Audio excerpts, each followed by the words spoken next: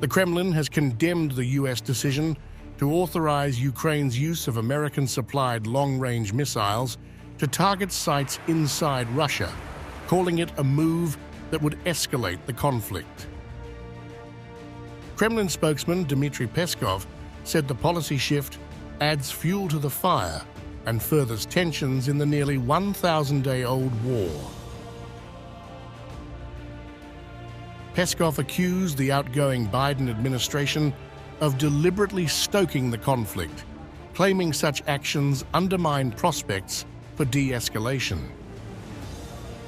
It is obvious that the outgoing administration in Washington intends to take steps, and they have been talking about this, to continue adding fuel to the fire and provoking further escalation of tensions around this conflict.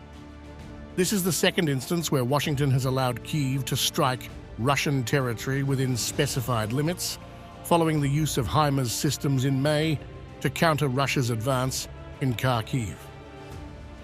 The move also follows North Korea's deployment of troops to Russia's Kursk region, where Ukrainian forces launched a summer incursion. Biden's approval, however, did not garner praise from all NATO members. Some remained critical of the move.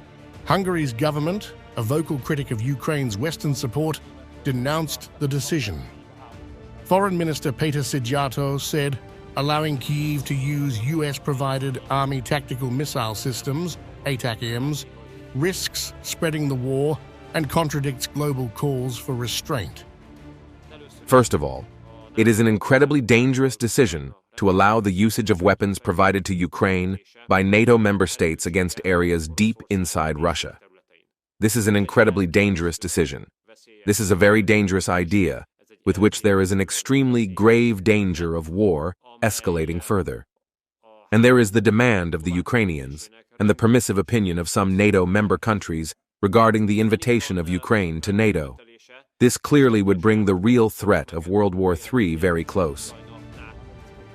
Slovakia's Prime Minister, Robert Fico, another EU leader known for his pro-Russian stance, described the US decision as an unprecedented escalation.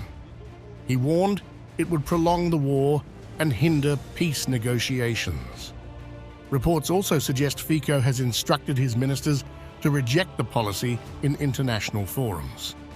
As Prime Minister of the Slovak Republic, I express my strong disagreement with U.S. President Biden's decision to authorize the use of U.S. long-range missiles on targets in the territory of the Russian Federation with the clear aim to completely thwart or delay peace talks. This is an unprecedented escalation of tensions.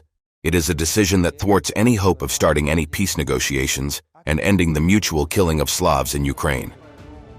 The U.S. decision comes amid reports of Russia positioning North Korean troops to bolster its lines against Ukrainian forces, highlighting the global dimensions of the conflict.